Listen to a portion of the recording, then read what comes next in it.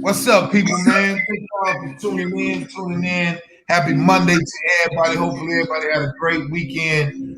I'm your boy, Greg Grady. You know, this is Alpha Male Mondays with my brothers here, comedian Larry Lancaster, Antoine Scott, VJ Sidekick. All here to be here in a couple minutes, man. What's up, everybody? All my comrades had a good time. Sidekick, how was Happy Sundays, brother? What's that, Larry? Sidekick, what's up, baby? Man, slow mo. Better than no mo, son. All day. Be 6 feet under. I was Chocolate Sundays, bro. This Sunday, it was pretty good. Got there late, but it was good. My Wind You Down kick with Tony Rock was dope. How about that? How was that? How was that, bro? Great interview. Yeah. About to change the whole format on it, but it was a great info.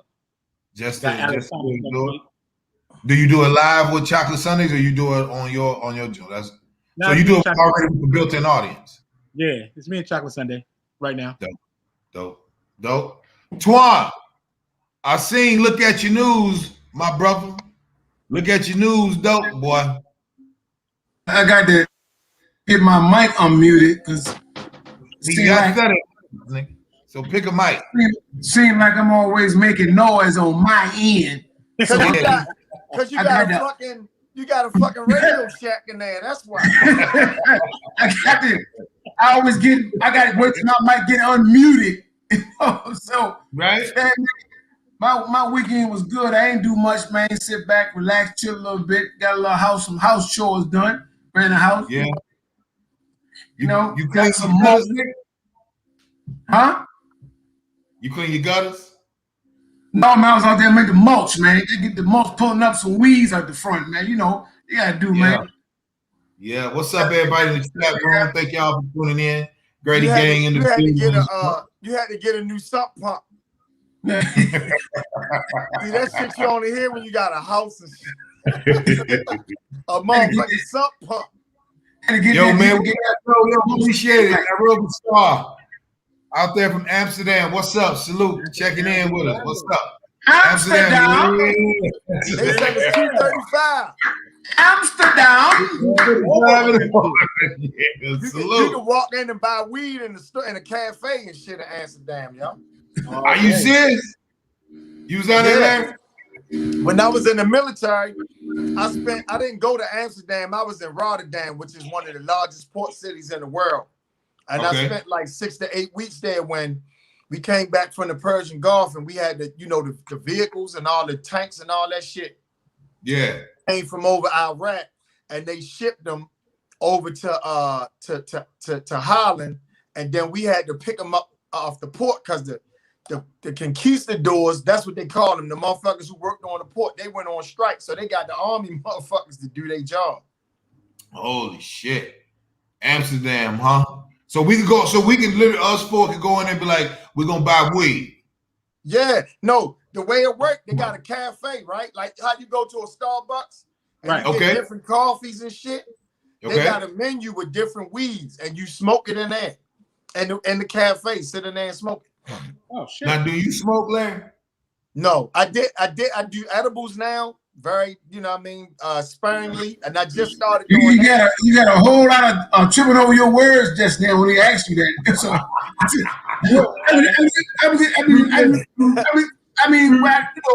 No, I don't like smoke. I don't like the idea of smoking. And for years, I've always been afraid of drugs because, that shit run in my family. And where I come from, I seen a lot of drug abuse, so I don't really fuck with it. My man said, yes, 5 grams per person at a coffee shop. Shit. Come out there. Yeah. You were sitting there drinking coffee, getting towed down. Getting towed down, son. No. Yo, listen, let me tell you what I did, y'all. What'd you do? I didn't want to, but I want to tell, because I'm probably late behind it. I seen Coming to America. Uh-huh. Now, before y'all say something,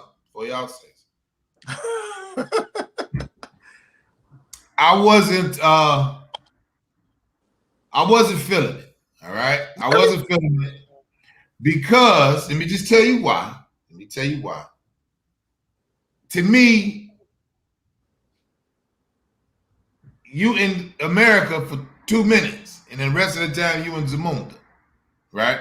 Right. So now I see the dope actors. I think the costume shit was phenomenal. I think the costume shit was hands down probably the best. But nigga, I went to sleep 3 times because I'm like, here's the thing. You cannot get your goofy ass to say we're gonna do a sequel. Your shit gotta be better than the first one. It's just like Terminator 1. Terminator 2 is way better than Terminator 1. All right.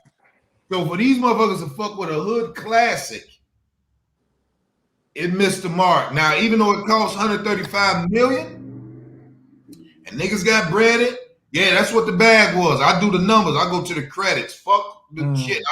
Where the money come from? Kenya Barris, all them niggas. So yeah, Paramount spent $135 million.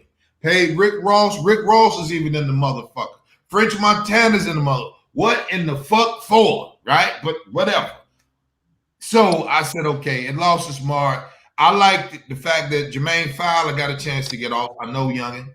Everybody else, it wasn't shit. Now it opened up for everybody to be like, because everybody love to be like, oh, I'm in the movie. Like, if it didn't do shit for you, then don't be talking about it. To me, if it didn't do shit, don't talk about the film. So Rodney Perry's in it, Lunel, Leslie Jones. They even found Peaches. Remember the twin chicks? They found them. They went and got Peaches in them, right? Peaches in them. Right? And I said, damn. They went and casted Peaches. Now they older now, but crazy. I'm gonna tell you like this. Thumbs down. I don't care what doors it open. Thumbs down. Did you see it, Twan? I saw it, and I kind of had that same feeling in the beginning. I wasn't really feeling it. It took me a minute, almost like toward the end, to really kind of start getting into it. So start seeing some of the old characters, but I love the way that they put a lot of, because I'm in the same business, a lot of comedians in the movie. You know what I mean? Between, like you said, like Tracy Morgan, all the comedians, Rodney Perry, all the comedians was in the movie, which I love. But far as like, it took me a minute because it was just like they was reaching. Like, when you on stage and a comedian, you watching them, and he reaching for a joke, and the joke ain't really hitting, but they just keep reaching for it. You like, bruh, let it go, baby. Go ahead and say, thank y'all. My name Mark Burger. Good night. You be like, nigga, stop reaching for that joke because it ain't funny. It ain't funny.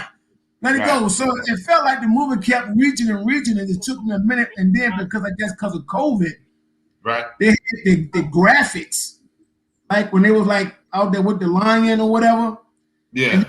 You could tell like it was all graphic work, and kind of just that killed my vibe a little bit. And trying to pluck the damn whisker from the cat, the lion, and all that killed my vibe. So it was up and down. But the joke line for the whole movie for me was when Leslie said, "I'm so hungry I can eat an ass through a zipper." Nigga, I paused the movie and lost it for about 3 minutes. When she said I can eat an ass through a zipper, and her whole face, with a joke, your facial expression and ain't the way, is how you say it. And when she said that line, because it was like it was dead quiet. I'm hungry. Man, I can eat an ass through a zipper. Man, I lost it. I put the movie on pause. I missed that. I didn't hear that. Yeah, right at the table when they about to eat, they got kind of quiet for a couple of seconds. She said, "Come on, I'm hungry. Boy, I can eat an ass through a zipper." Man. That is funny, yo. That was worth the movie for you, huh? Huh? That was worth the whole movie for you. Yeah, right there.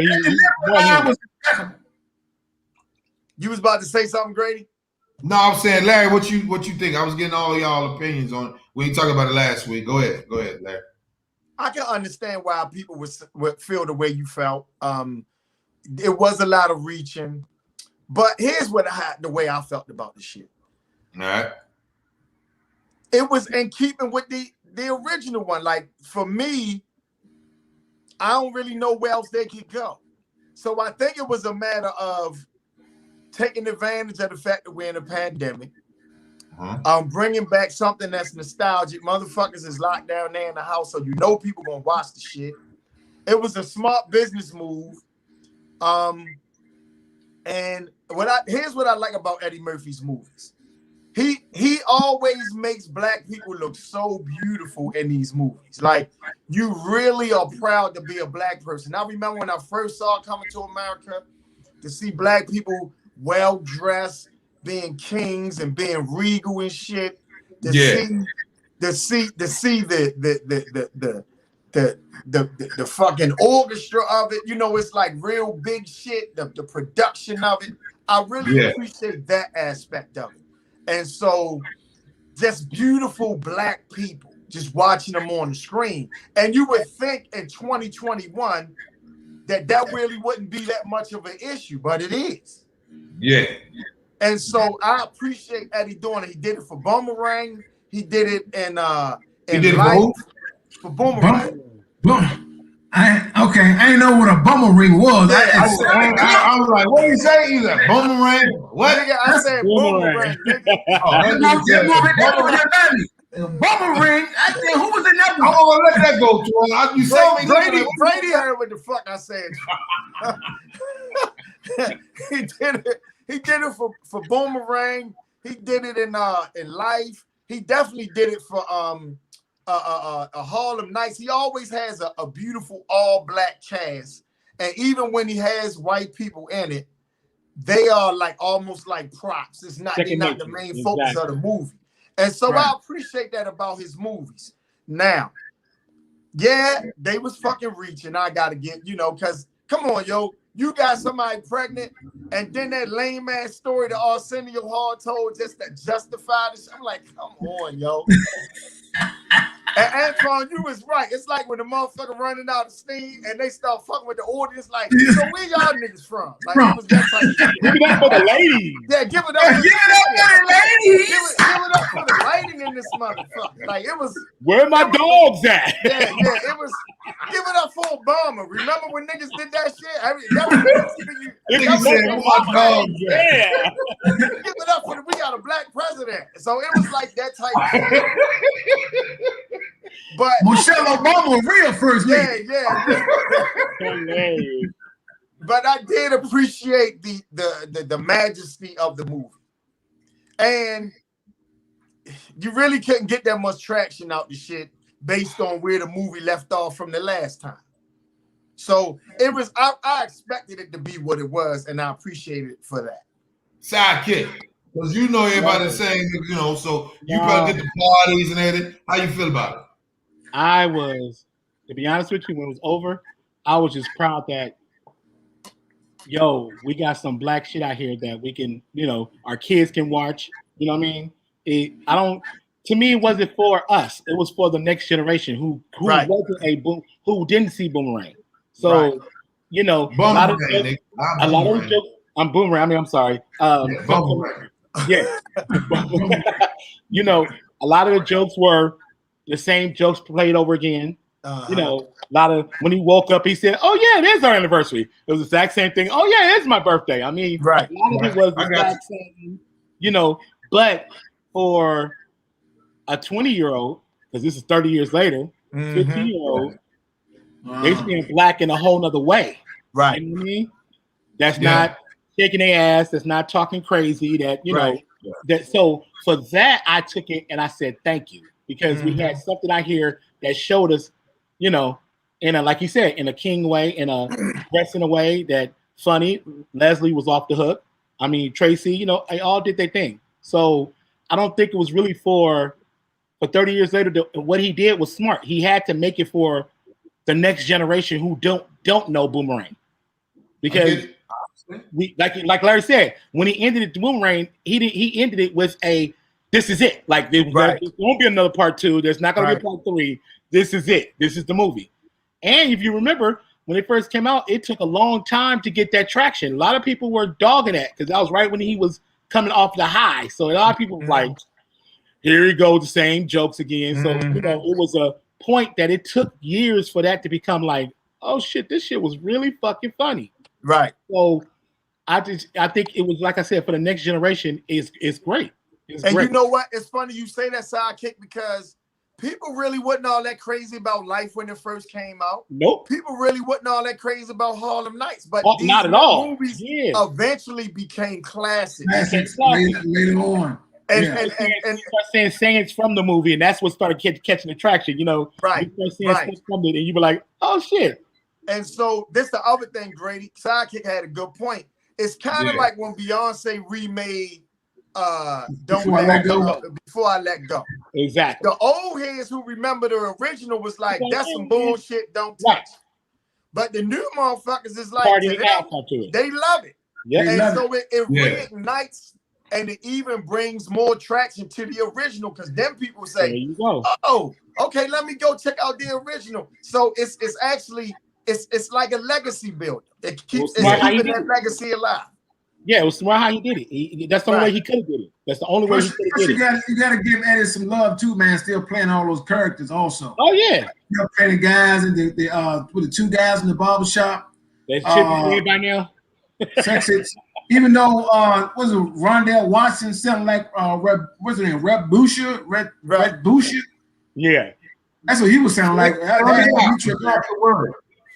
Do it, attack it, that one. Attack it. Say it again. Red Boucher. Attack it. It's Raz Boucher, nigga. Was it Raz Boucher? Attack the word, guys. Go, Larry. Go. Is it Raz? What name is Raz Boucher? Sound it out. Rasputia. Rasputia. Rasputia. That's her name. Attack it. Randy Watson was sound like Rasputia. Yeah. Hey, Grady, Grady had a good point when he said, how you gonna call some shit coming to America, and they was in America for 5 minutes. I ain't even think about that part, but I mean, they ain't say how long they was coming to America. They just said we was coming to America again. So they went. Is how easy he found them. I mean, you in New York City, right? 100 million people, but you roll up front. You like my son, right? Was that easy? The funny part was even he went to the barbershop, right? And the barbershop niggas was like, "Oh yeah, he be down at the stadium." You know, them old niggas never went to no damn stadium. Here's the part of the barbershop, but they knew exactly where his son was at. Man, listen, this one I knew it was bullshit. Why he gotta fuck Leslie on the humble? And Lisa is the love of his life. You know what I'm saying? How come they just couldn't have the baby? How come Jermaine Fowler just be Prince Hakeem just couldn't be from them? You know what I'm saying? I'll be looking at the other shit. I'll be like, why the fuck? I mean, that wouldn't, because then you wouldn't have had a movie. That would have been, because if he was brought up to be a prince, the whole dynamic of the movie was the fact that he lived in America and wasn't groomed to be a royal. All right, then you had the difference between the daughter who was actually groomed to be the heir, but she couldn't be. So it tackled a lot of the issues as far as women's rights and equality and all that shit. Yeah. And then people coming from America not knowing the culture, and so it was that dynamic. And if he was from them, then of course he would be the heir, and there wouldn't be no mystery about it. And Greg, won't you just relax your damn mind and realize it's a damn movie and stop trying that damn goddamn QX square times 2 on the damn movie. Goddamn hearing new. You up there trying to figure out, and then the equal forces figure out. It's like, no, ain't no way the child ain't got 3 half musketeers. It can't be no Ruby. The hell is this movie? Yeah, hey Grady, you know Zamunda is not a real country, because that's how you acting right now. Like, how put it like this runs Zamunda. Now listen, I just know how I like for us to be seen, because they always say black talent is trash. We all doing this. Like, Sometimes we got to change up and be like, listen here, it's okay for them two to have that beautiful little boy, and then say, okay, now he want to go do the same thing. Mom and most boys going to do what their daddy did anyway. They going to wear our shoes. They want to wear our clothes. They want to talk like that. They want to eat what daddy. They want to sit on daddy lap. So I don't want to hear that shit. I get it. I agree.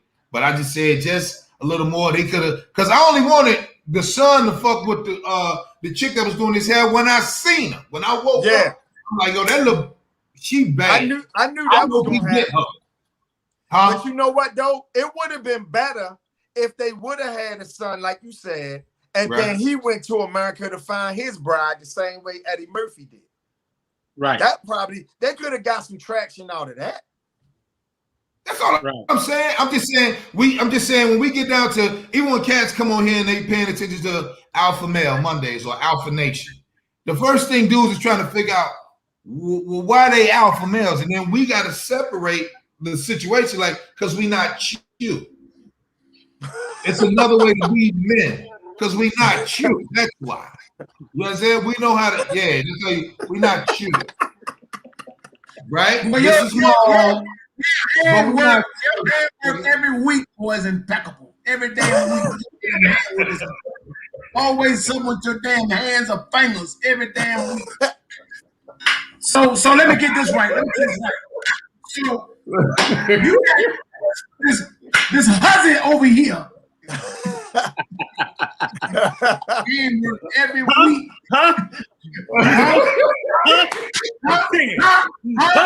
So listen here. So okay, let's nigga hand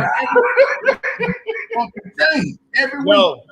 Yo, but the best Eddie Murphy movie ever was Vampire in Brooklyn. Like, that was my shit. Hell no, sidekick.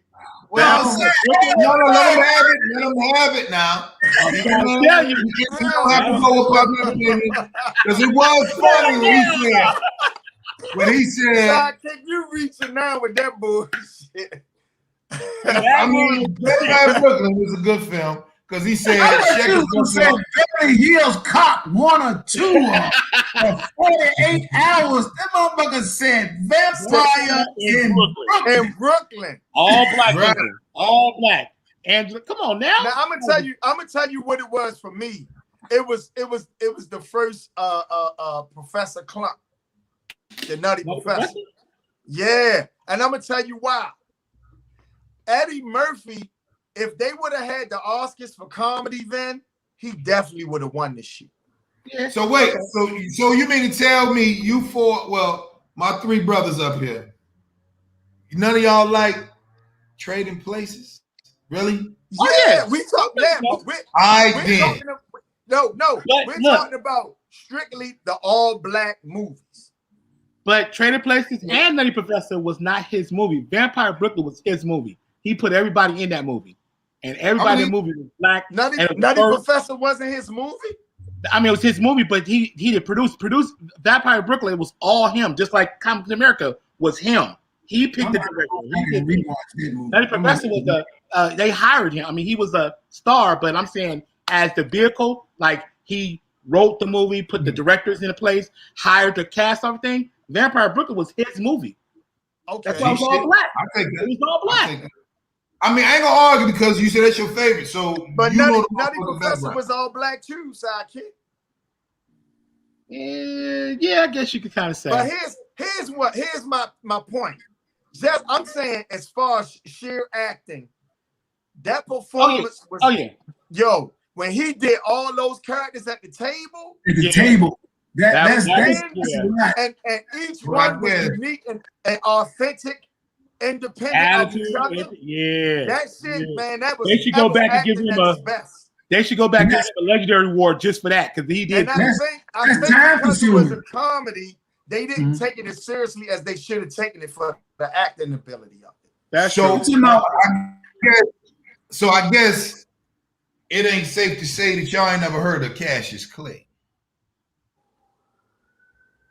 See, you niggas is fucking idiots. That long ass silence. No. Cassius Clay. What you talking about, Cassius Clay? That's the first coming to America. When they first get there, when they get to talking about, Clint was like, I guess y'all never heard of Cassius Clay. You niggas ain't real followers, nigga. You niggas ain't real movie watchers. I knew it. Oh, his mama named him Cassius. I'm gonna call him Cassius. Yeah. No, we thought you. We understood that. We just thought you had something more like a whole other movie, like Eddie Murphy. Don't do that. You know I ain't had no profound whatever and. You made it seem like it was a whole movie. Like, you ain't never seen Cassius Clay. You ain't never seen Cassius Clay. Everybody, I'm like, Cassius Clay. I'm like, hey, fucking Will Smith was in Cassius Clay. Right, Will Smith played Cassius Clay. He still gonna be Clay. We don't give a fuck what Jay do. That's the best line in the movie. The thing. When he said he gonna be Clay to me, I don't give a fuck what he changed name to. Then they got the clip of that nigga out. Best shit in there. When you get to cut, let me tell you something. Ignorant shit is the funniest shit in the world. Always remember that, guys.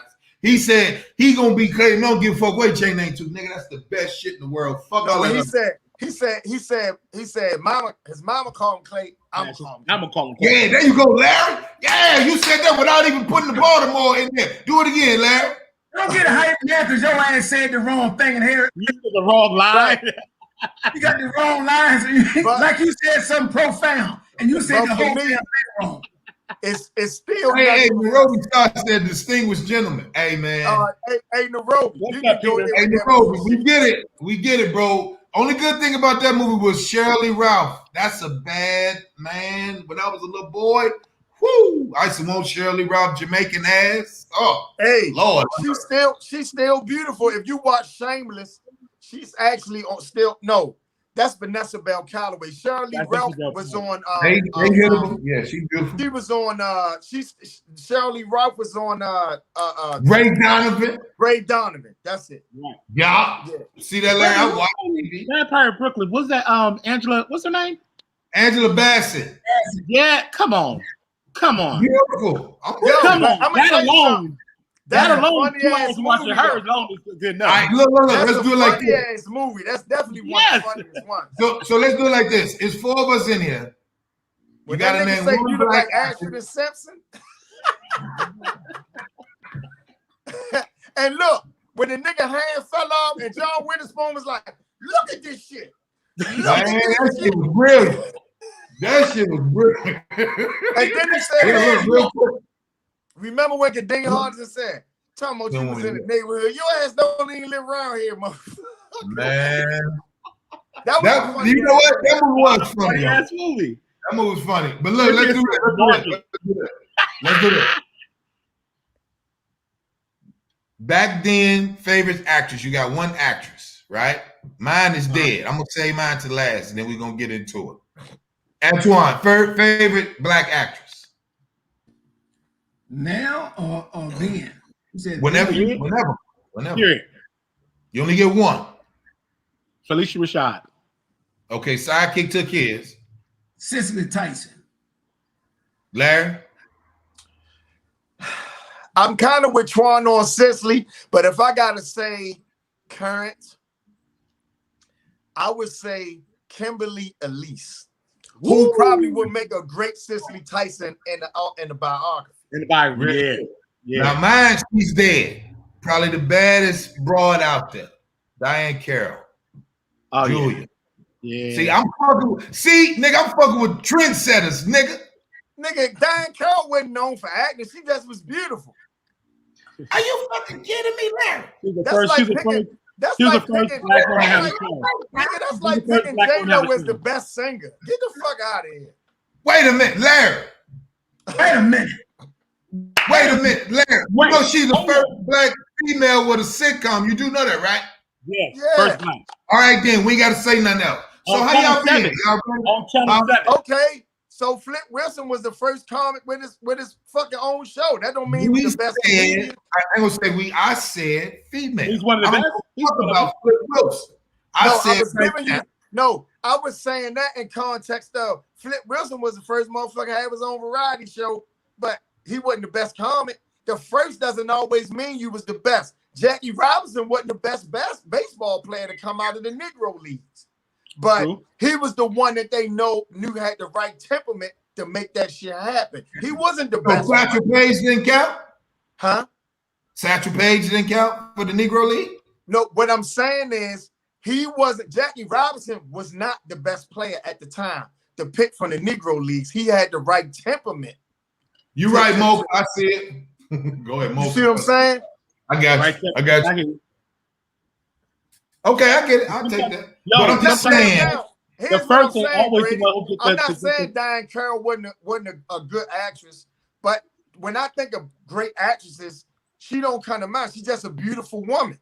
Right. Okay. And she did her own thing, and she let them know what she wasn't doing in a time that you couldn't do that. Do you understand what I'm saying? You understand? Huh? Because if we're gonna stand on something, listen, we're gonna stand on something, we gotta stand on it. You know what I mean? Shorty was nice with it. And she got to deal with James Earl Jones and Claudine. Come on, man. I need y'all to keep up with me. God damn. I'm trying to lead you. Larry, you before your time. That's all, Larry. No, I'm older than Grady. I go off with the team. Older than you. I might be older than your ass. I don't know. Grady still watch Claudine once a week. Look, Grady talked to me about Diane Carroll when I went to school with her.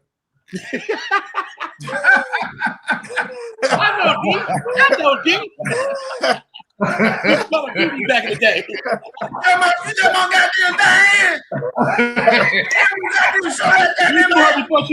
put the H on there. Listen. Right, I know before you put the H on this shit, right? You know what? I'm gonna tell you like this.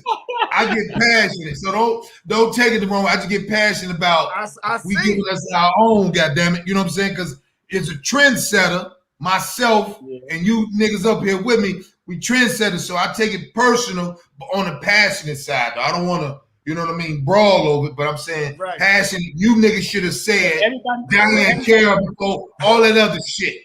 Wait, no, I think everybody's name was on the back of her. I mean, they all took a step forward, so you can't knock one of them. But then say it then. We understand that, but we just all picked who we like.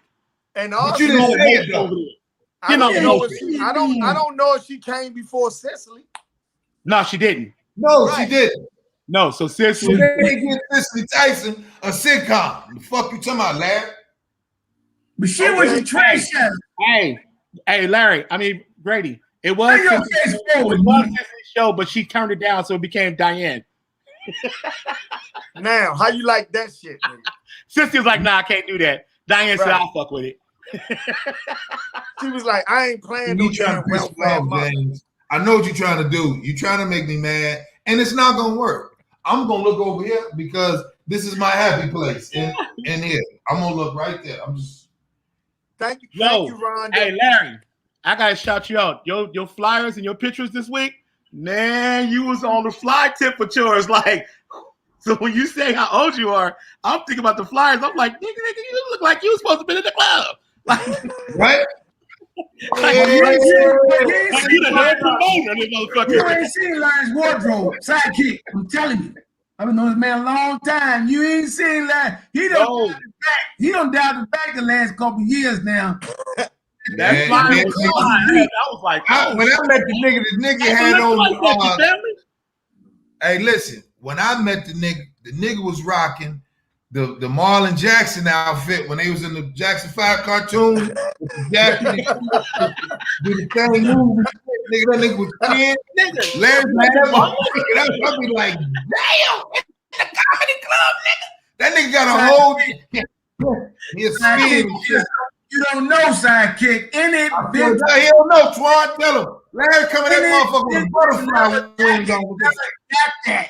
Any fly leather jacket from 1969 down. He got it. He got the motherfucker. That nigga said, remember the outfit that Pretty Tony had? I said, Larry, where'd you get that damn? He said, hey. Yo, Larry, I'm saying those pictures was dope. I gotta give you credit. I said, wait till I see Thank them. you, brother. That was a fly look, a very fly look. Thank you. hey, let me tell you, The that pandemic nigga had on like, a butterfly wing on a leather jacket, right? Sidekick, and the nigga was standing. We went into Melba's in Baltimore. It was like this. He just did his hands like this. We walked in together, but the nigga was on the stage like this, slow motion, and everybody was just like, Larry. Every time he would walk, he grabbed the mic like this. He was like, beautiful people out here, welcome to Melbourne. Beautiful people. I said just like Larry. Grady, my little brother, is gonna be my man. Apple Scrapple, you know, some old street nigga. I ain't heard of Scrapple, Apple, whatever. He be like, and they be like, Larry, you know, Larry. All around the globe. Man, they love that nigga. That nigga put on anything, nigga. That nigga That's how it's supposed to be, Larry. You run your city. Real quick, sidekick, Twan. Yo. When I wore that hussy shirt, the one that James was dissing me on at Fontana, I sent the picture to Larry. Larry said, yeah, son. Larry, Larry didn't see the whole outfit. He just did the picture of the shirt. Grady not lying on that shit. He really did send me that picture. Send it to him. But he just sent you the picture of the shirt. He didn't see the whole outfit. Yeah, he ain't show me. He ain't show me he had chaps on with the motherfucker. Everybody, look. All I was saying was, I was seeking approval. So look, Sidekick Twan, Sidekick already dissed me, right? But I sent it to Larry, and all I just kept hearing Larry was like, he just texted back like, yeah, that's it, son. And then exclamation point. And I was like, nigga, fuck what Sidekick talking about. I'm official. And then I can see the mic was like Larry, Grady.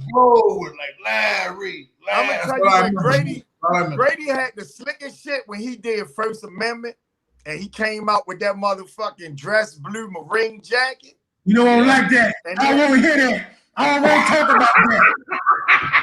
I don't like you, Grady. I don't like you, Grady. Then when he came out with that Antoine, you're a Marine, right? Yes, sir. Yeah. Blood, sweat, and tears to wear that jacket. It took me a whole lot of blood, sweat, and tears to hear his fucking ass come on stage with the damn jacket on. I said, who is this dude, man? Who is damn? I'm calling right on the phone. He's somebody. Who is this nigga Grady, man? What Grady? No, man, he don't wear no Marine Corps jacket like that. Hey. 4 months of pearl hair wear a jacket like that. Hey, look. Hey, I swear to God, look, Larry, tell them truth. When we did the Lincoln Theater, Larry, wasn't no people looking at me like, who the fuck? Like, when Doug brought me out, he was like, get up for Grady. Give it up for Grady. I walk out, Sidekick, Twan, they like this. They just looking like, they looking at the jacket. But tell them they when looking at the jacket. When I saw you, I told them, this is a real issue. This is 1968. This jacket is about $1,800. Yes, and I can wear it. I saw Grady backstage, right, Grady? Tell him how I looked at you. What I do? Yeah, son. He was like, you gonna kill him. He was like, yeah. Hey, Eddie, hey, y'all gotta pay attention to the chat. Eddie say Larry looked like he could motherfucking make a computer from scratch. Hey, fuck you, Eddie. I didn't see that. Hey, Twan, I didn't know. Look, Twan, I didn't know you really took that Marine Corporal, that Lance Corporal jacket serious, bro, until I got up there. I didn't know the dog tags, you have to earn it. I swear to God, I did not know. I'm just like, let me get the dog tags, have my kids on them, and then the jacket. What you have to go through to be able to get that jacket, to be a Marine, what you have to go through for about 3 months of pure hell. You know what I mean? The physical and mental, the whole 9 yards to become a Marine and to get the dress blue jacket, then you come sway your ass on stage with the jacket on making goddamn jokes. You know, I was on the phone for real. I went outside. My house was like, who is this nigga What this damn Hey, let me tell you something. Antoine reported your ass to the VFW. They got any veterans organization. Man. They was on site for you, Grady. I swear, I did not know, man. Because look, when I wore the jacket, the girl said, she said, "You gonna wear this? We gotta go get you." I was like, you ain't got to get the clearance from my wardrobe. This is what I brought. This is what the fuck I'm wearing. It's gonna work for me. I don't know about these niggas that's out of shape. It's gonna work for me. So she looking like, who the fuck is this nigga? Red Grant was like, that's Grady. He don't be bullshitting. That was that. And then when I came out, nigga, you was that Larry, the whole place, 1,500 niggas standing up like, yeah, I know, nigga. And then he had the classic Chucks on with it. That shit was dope. When I seen Grady backstage, right, I went back there and I looked him up and down and was like, and then what else? So when we get back on tour, Twan, I'm gonna wear the motherfucker again, nigga. You gonna be missing. You gonna be missing. Listen, I'm gonna be like, yeah, man, what Grady at? I'm like, oh, I ain't seen it. But Antoine, this how Grady spent.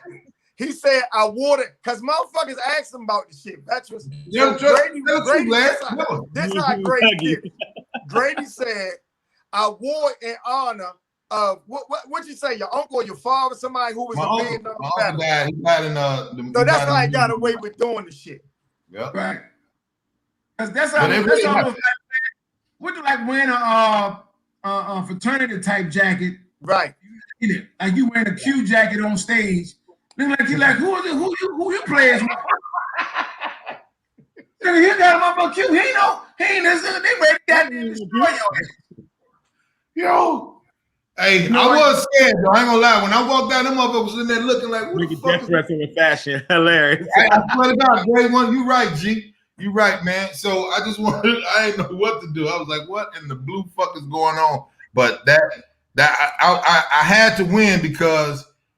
But Antoine, I seen your ass with a Lakers jersey and you ain't hitting that shot. So what? Nigga. You ain't play for no. I see you in all kind of sports teams, hats and jerseys and shit. You ain't play for nobody. That's way different than that goddamn Marine Corps dress blue top. We're not gonna flip it on that. Hey, you see him, Larry? That nigga meant that. Twan meant that. That's why he ain't speak to me at 3:47 when I walked up to him. He already knew who I was. That piece of shit ass nigga. When I saw you with that jacket on, I think I'm playing. When I saw that jacket on, yo, my feeling for you was like, who is this? Who is this? Who is this? I can recall because I seen Larry when they did a flash to the audience. I seen Larry sitting in the front.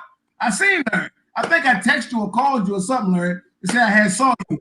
I was like, who is this nigga man with this goddamn Marine Corps jacket on?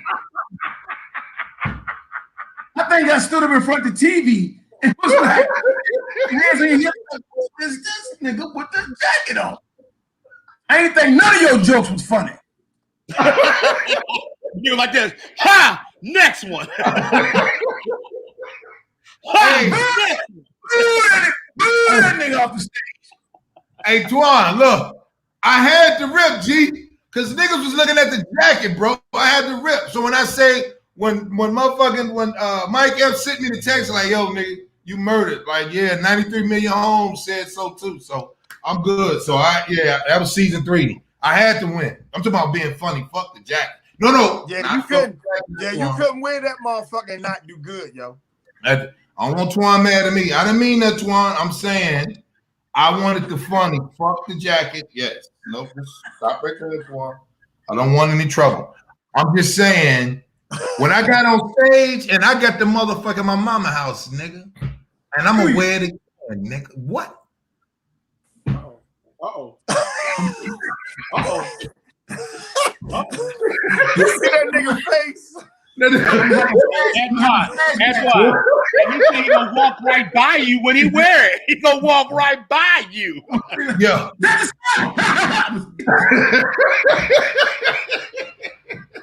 So what happened to Grady? I don't know. I passed out. Hey, yo. Hey, man, let's get into this shit, man. So listen, man. Prime time, Deion Sanders, man, Jackson State. You know what I'm saying? I'm glad he went there. I'm glad he's there, getting the youth. He got a 4-year, $1.2 million deal that includes at least $120,000 in annual performance incentives and an automatic extension for an 8-win season. Now, it's a question for y'all.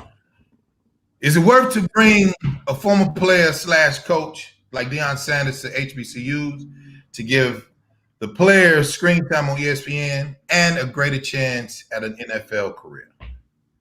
Damn skippy it is. Oh, sidekick, okay. Go ahead. Exactly. Yes, it is. You need to watch. We need to watch up their eyes. You're right. Go ahead, Kick. I cut you off. My bad, big bro. I mean, that's just basically it. You need to, if that's what he can pull and that's what he can do and bring a shine to it, yeah, you need to go over there. Mm-hmm. He understands the ins and out of the business of the NFL. He knows what time it is. That game I heard was supposed to be on Saturday and it got moved to Sunday because he is bringing so much light on that school. He is bringing so much light on that school. The NFL is predominantly black players. Right. Come on, man.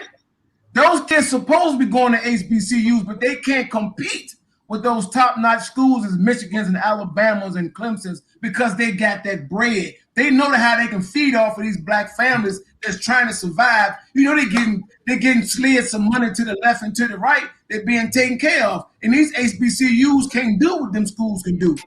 I hope all of them that are top-notch 4-star, 5-star athletes go to a HBCU because I would love to see a HBCU on their mid games on a Saturday at 12 o'clock, 3 o'clock, 6 o'clock, 7:30 on primetime TV, ABC, CBS, Fox. Come on, man, with the halftime show, because don't nobody do a halftime show like a HBCU. That's what I want to see. And he is setting, talking about a trendsetter, he is setting a trend right now to get them kids to go to them HBCU schools. He is shining light on that school, and them kids gonna go to the pros because he also knows what it takes. And he got the eyes of executives in the NFL that can come watch these kids. Now, be mindful, March of last year was going to be the first time the NFL was going to get a HBCU NFL combine, but it didn't happen because COVID hit. It was March 31st, 2020 that HBCU NFL combine was to happen so them guys can come in and be seen through NFL scouts and coaches, but it didn't happen. So I'm loving what he's doing. Larry? Yeah, Antoine kind of stole my thunder, but the point is a reallocation of our black resources. Of course. And so a lot of times the players couldn't make that move because they don't have the standing and the stature to do it, and it may hurt their career. But somebody like a Deion doing it can pave the way for that to happen. With the Black Lives Matter movement, with the Buy Black and this awakening, we have been giving our black resources to these predominantly white institutions for far too long. And they make trillions upon trillions of dollars off our black resources, and not just athletically, academically as well. And so I think what happened was when we were segregated, and not that I'm advocating for segregation, but it forced us to keep our black resources in our own community. Our dollar stayed in our community because we couldn't spend our money with the white folks because they wouldn't have this. So we had to have a black equivalent to everything. So if you had a Macy's at the time, you had a black equivalent. If you had a hotel like a Hilton or whatever, you had to have a black equivalent. And once integration happened, we took all our dollars and ran and gave it to white people who didn't want us there in the first place, but they took our money. And then our money left our communities. So that's a whole long story that I could get into about how why we don't have a collective economic power, because our money leaves our communities at a faster rate than any other minority or race of people in the country. So this could be the beginning of something big.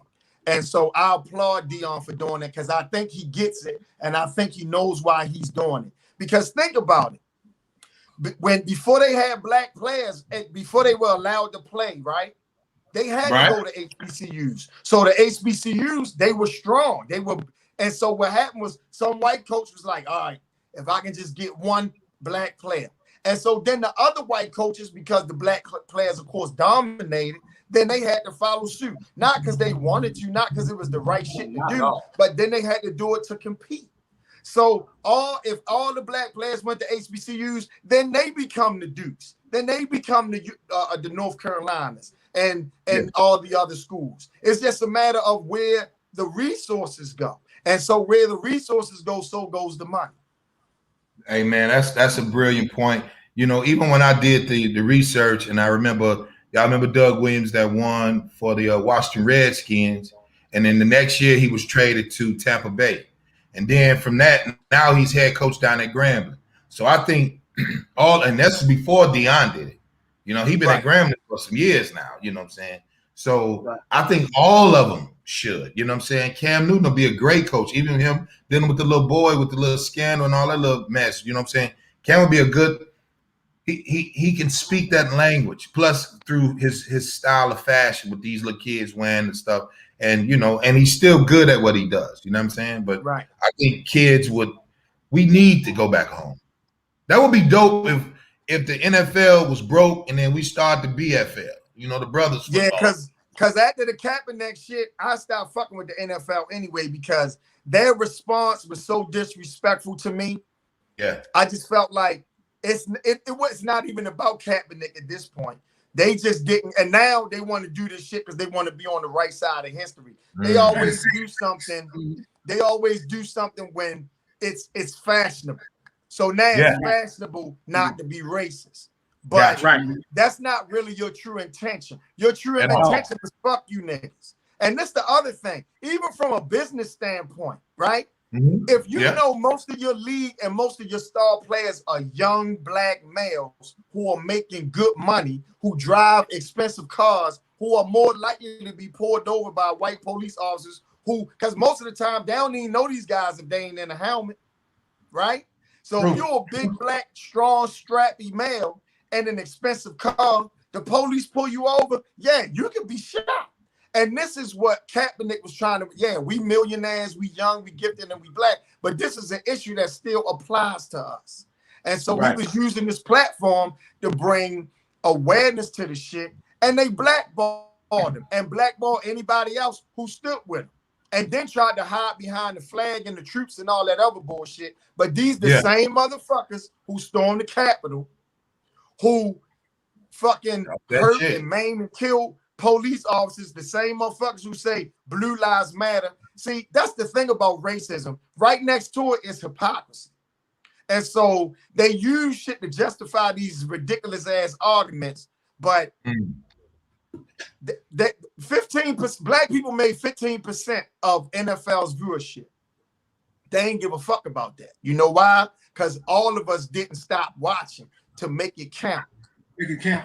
Right. And so that's why we're disrespected, because we don't, like, you got to think back in when Dr. King was around and they did the bus boycott and all that shit. These black people didn't fucking ride the bus for 180 days. Yeah. Can you imagine what kind of inconvenience that was? They still had to get to work. They still had to get around, but they knew it was important. We couldn't even stop watching fucking football just to make a point. And then we wonder why they couldn't stop going something. If we would have paid attention to the Kaepernick shit at the time, we probably wouldn't have had a Breonna Taylor or George Floyd. True. Yeah. That was almost like a year in front of it. You're right. You ain't no shit. He did almost started all the bringing that back to the game. Right. Because he was trying to make a point then. Right. Yeah. And so to me, fuck the NFL. All day. Yeah, I don't fuck with it. I think what's crazy about it, and us as a whole, we don't really like for us to be at that same level.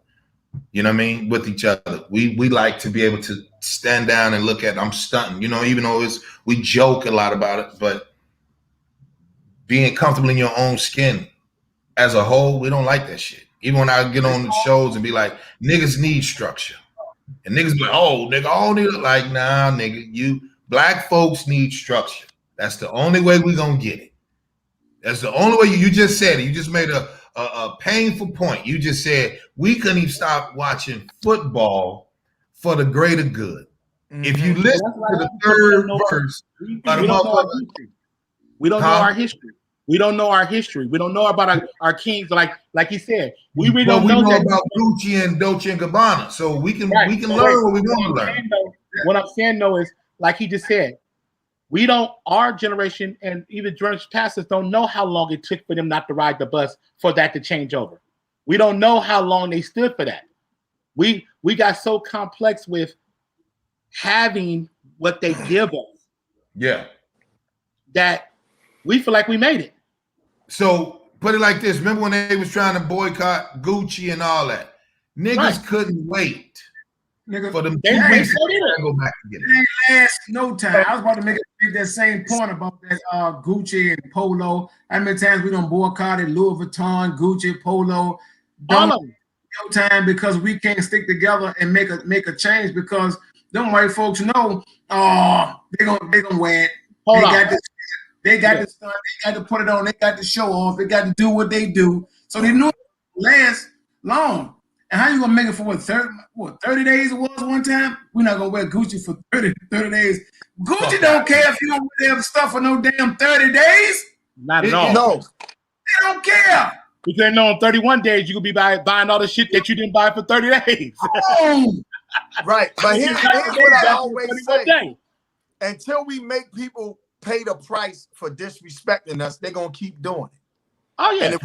I think we'll go ahead, Larry. I'll finish. I'll go after you. Go ahead. I'm sorry. Go ahead. Right. And so, like you said, with the Gucci shit, with H&M when they did what they did, the NFL. I mean, we can go do countless fucking examples. We only get mad, but we don't give a collective economic response. Never. And I think that's why we always get the shit that we get. Well, put it like this, y'all. Being like me doing stand up, me, being a father and all that type of shit. You have to be taught. Hey, Grady, guess what? They do stand up too, and they fathers too. I just want to let you know that. That's all. The other two do stand up too. They good at it too. I saw both of them. I was saying me, motherfucker. I know that came. He said that shit like y'all not a part of this comedy team. Right. Y'all ain't got no kids. That is not what I said. Hey, sidekick, you know what I'm saying? You niggas understand when y'all get a little older. No, I'm just saying. When y'all get in the game, y'all like, nigga, we 30 years in the game. Listen, I said I'm after these cats. I'm saying to learn something, you have to be taught, right? You have to be taught. So sidekick even said, like, yo, we don't know our history. All that shit is dead. All that shit is dead. We got the new encyclopedia. I'm on the motherfucker. It's called a MacBook.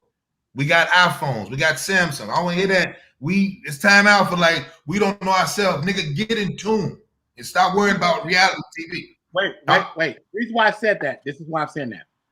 Right now, just to take LA. LA right now. If the Japanese have Chinatown, they got the Asian has their sign, the Ethiopians have their area. Mm-hmm. You got the Jews have their area. This is the only place that there's no African area that holds our food, our books, our bookstores. We the only race Leimert Park. I mean, I get what you're saying. El Pollo Loco's right there, McDonald's, but the mom and pop stores is down the street too, G. They're there. No. What I'm saying, go to Little Ethiopia. Go there. All fair.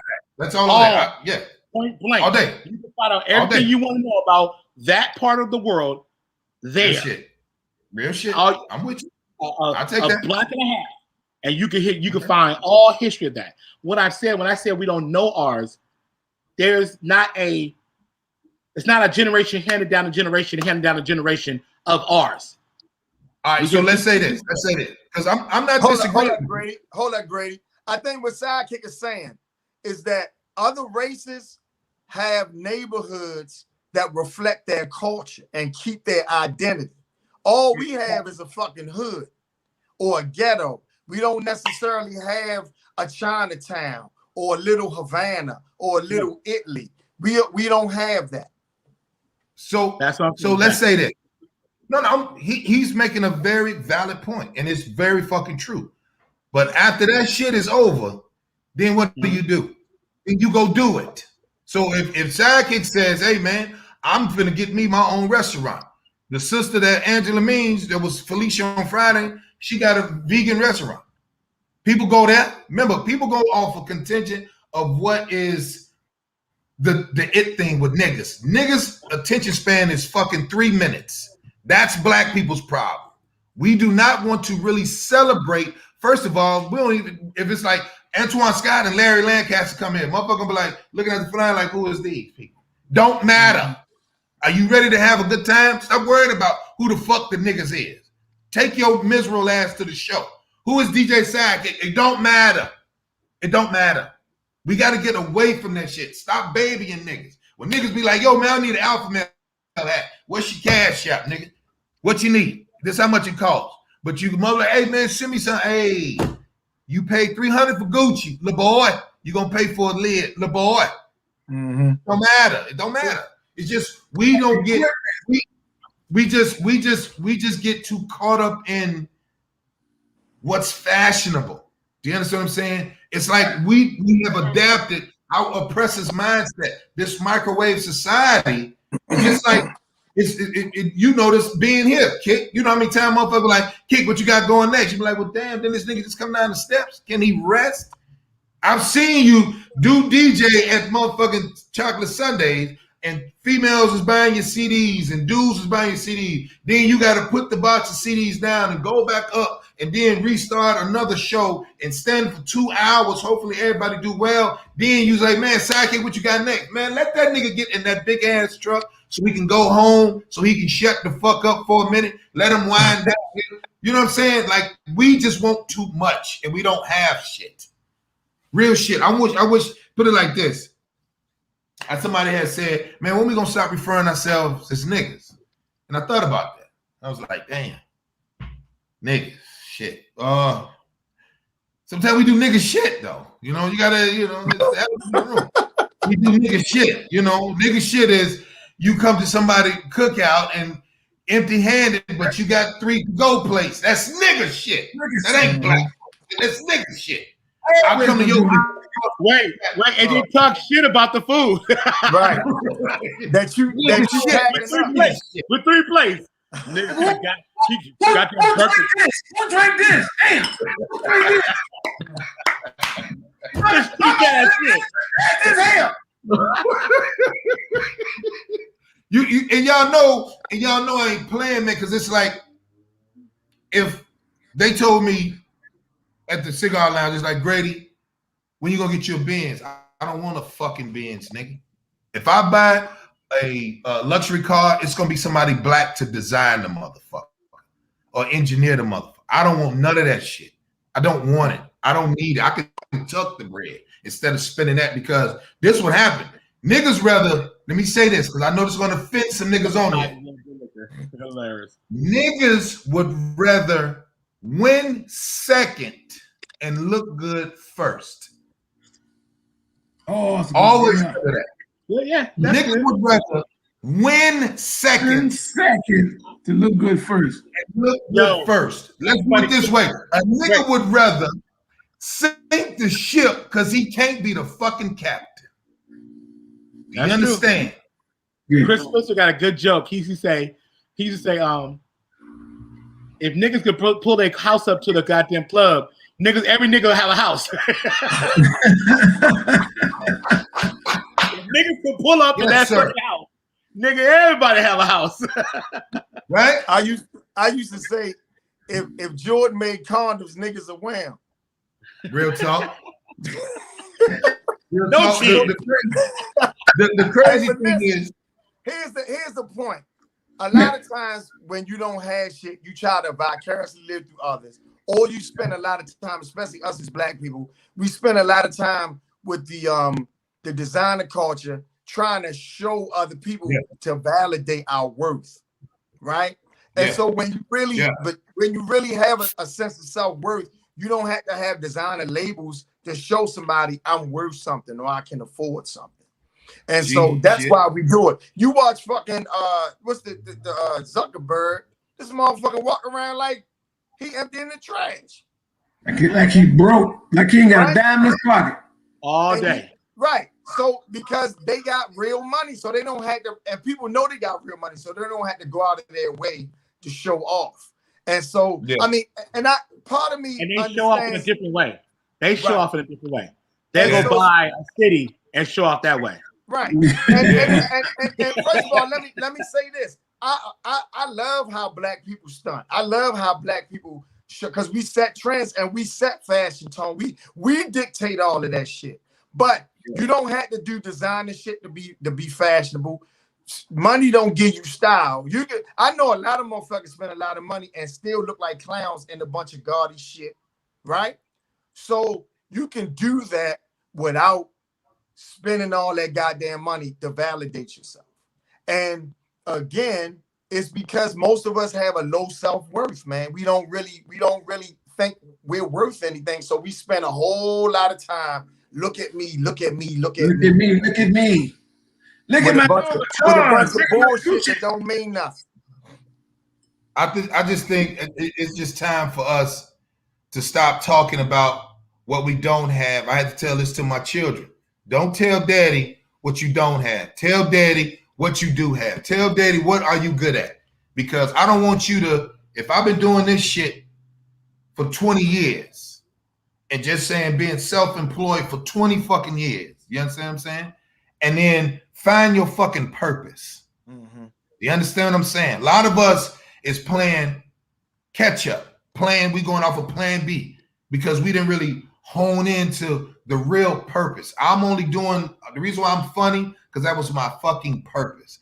Antoine is funny, but that was his purpose. And he could go do multiple things. Larry, Sidekick, everybody in the chat room. We all have it. It's just, we don't tell each other you got it already.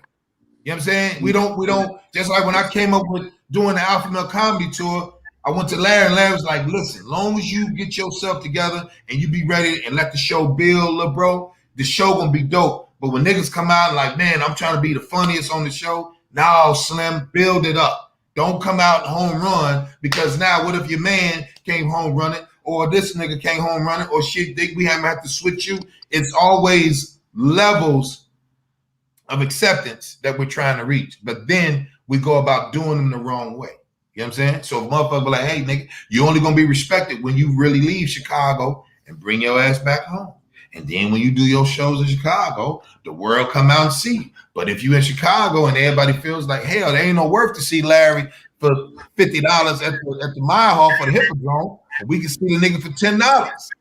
Yeah, every weekend. Mm-hmm. Yeah, every week. And you gotta be like, you gotta basically like, I don't want to see you niggas until it's time to do a show. Because that's the only way we understand. Because if you notice, every cat that's nice to motherfuckers in our profession, his rep is like, oh, he a cool nigga. They don't look at him as he's a business nigga. If you see how Jay-Z say hello to a nigga versus a nigga that's into the in crowd, people kind of like, yeah. You know, Jay-Z barely speaks to you like, what's up? Or Jay-Z, they be talking. D-Ray do it. I seen D-Ray do it. D-Ray do it. Sidekick, you know I ain't bullshitting. It'll be 20 niggas talking to D-Ray. D-Ray, like, yeah. Hey, man, y'all remember man Sidekick? And move. It go on them head. Boom.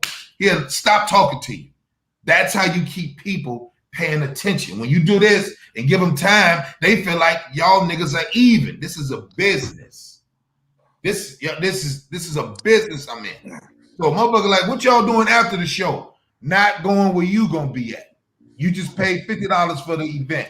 Have a good time. We'll see you next time. You don't want to talk to niggas like that. Am I wrong for saying it?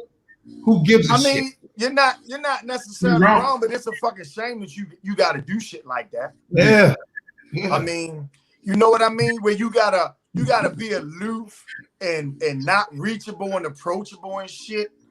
I mean, to me, that's not my personality. So I'm cool with not having that motherfuckers look at me like I'm this and I'm that. Like I'm okay with not having that. But I do understand you sacrifice something for being approachable and being ordinary and everyday likable motherfucker. You do sacrifice something. That's why you notice people who were like Michael Jackson or Prince, the motherfuckers was like aliens to people. People would see these motherfuckers and lose their minds and shit.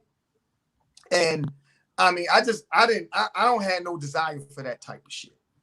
Right? I get it. I don't want to be where I can't go to the fucking mall and motherfuckers is tearing at my clothes and all that I'm with shit. you.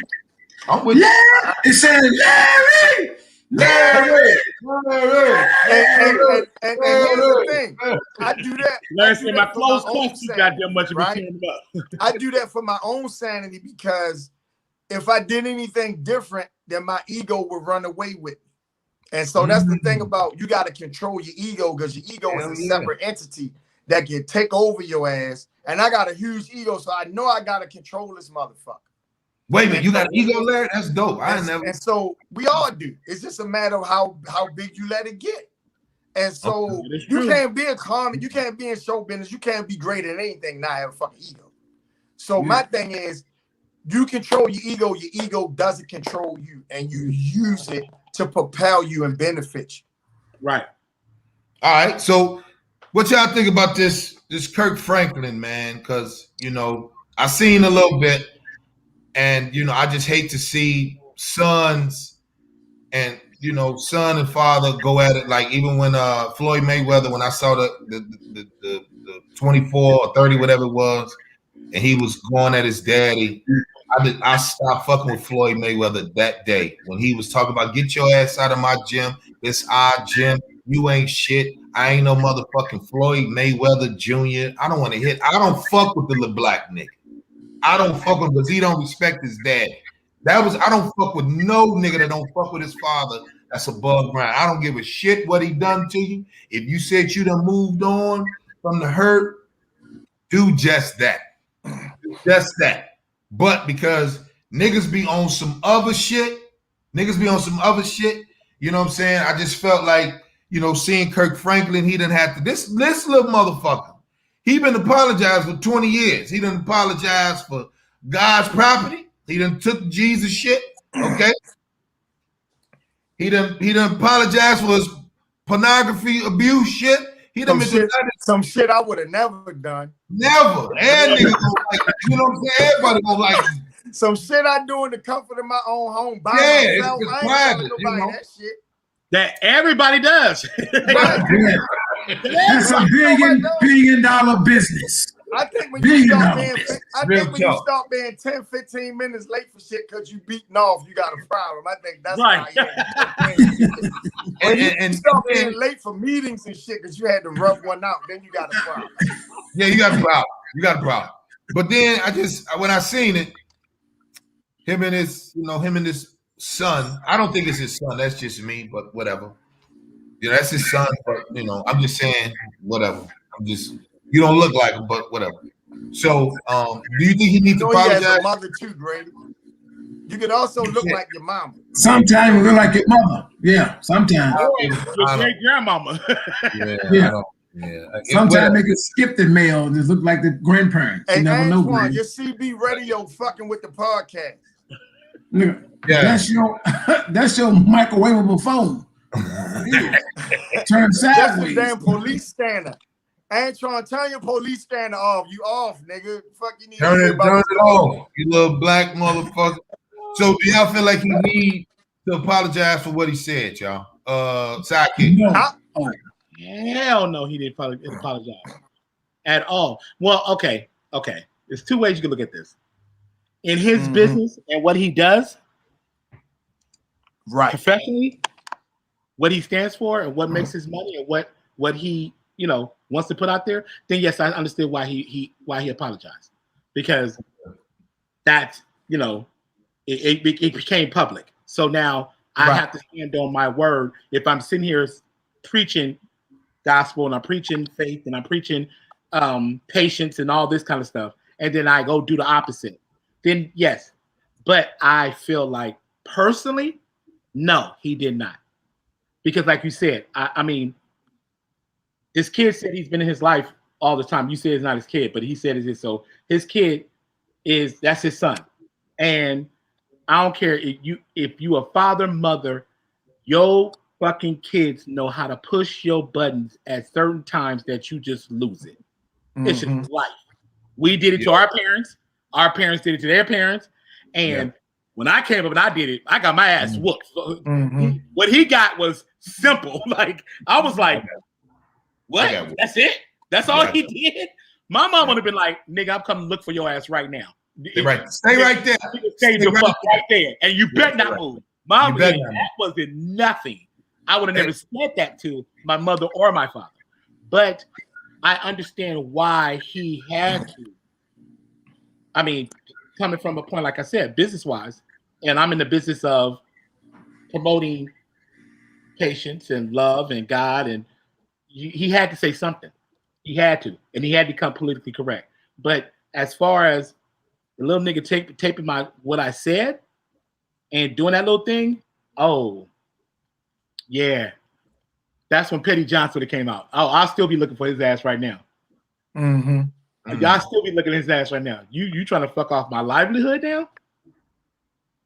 That's exactly that's why he apologized. He apologized to the money. He ain't give a fuck about what he meant. That shit what he said to us. Oh yeah. He apologized to his fan base who supports him and feeds him and gives him a lifestyle that he enjoys. Exactly. He was saying, if I offended you motherfuckers, I'm apologizing. Fuck this nigga. First of all, he a grown ass man. At some point, you got to live your own goddamn life. Like, this ain't a 12-year-old, 13-year-old boy. You 33 years old. Whatever the fuck you ain't done by now is on you. Get over that shit. Right. Yep. Right. Damn skipping. I ain't mad at Kirk at all. You know how many church members cuss? Church members cuss all the time. Mess with that damn money, won't they cuss your ass out in the pulpit? I bet the Pastor Will you just that damn plate. Now you gotta sit back there. I would have cursed his ass out too for disrespecting me. But like you said, the Bible said, get a rod and beat the child. Yeah. Now where your black ass at? Tell you that right now. Disrespect me on the phone. I like it came with so much passion when Kirk said it too. Yeah, man. Every word of that shit. Like he was gonna find it right there. I felt that came from his spirit when he said that. That came from deep down below with a touch of something, holy water on his tongue. Yeah. He meant every word he said. Word of that. And it's nobody, that is family business, first of all. And the fact that his son tried to set him up by recording the conversation is that's why even do that? Right. He was trying. What the Bible say, Twa? What the Bible say, dude? The Bible said, "Get a rod and beat the child." Beat the brakes off their ass. They gonna disrespect me. I don't put clothes on your back. I don't put a roof over your head. I done fed you. I done took care of you. Ain't no telling what he did in that 33 years. You gonna disrespect me, man? Boy, woo! Yeah. I bought your first 5 cars after you wrecked 3 of them and got you a house. Wrecked that one. I got you another fucking house and put you in jobs that you hooked you up with people. Right.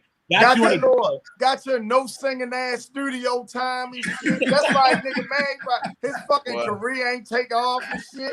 And now he mad with Kirk. Man, you said you was gonna talk to DJ Khaled. Nigga, fuck you. I talked to him. Your shit was whack. Then stop calling me about this dumb ass shit. You 33 years old, motherfucker. You gonna have to work at fucking Amazon like every other nigga that ain't doing it. The fuck is wrong with you? You a goddamn job. He done set your phone you know Kirk Franklin the gangster. Remember his choir sued his ass because they ain't paying. Remember that shit? And Kirk Franklin went to court. Kirk Franklin went to court and used the song against the choir. He said, Your Honor, these motherfuckers said they sing because they happy. They ain't say shit about it. He said nothing about a check. They ain't say shit about a check. He played the song for him. Boy. And Man, you your ass is stupid, 33. boy. You 33, yo. 33. Yo, You 33. 33, yo, not you know, 19, look. not 17. I would even Right. like 20 roll by. Nigga, you're 30.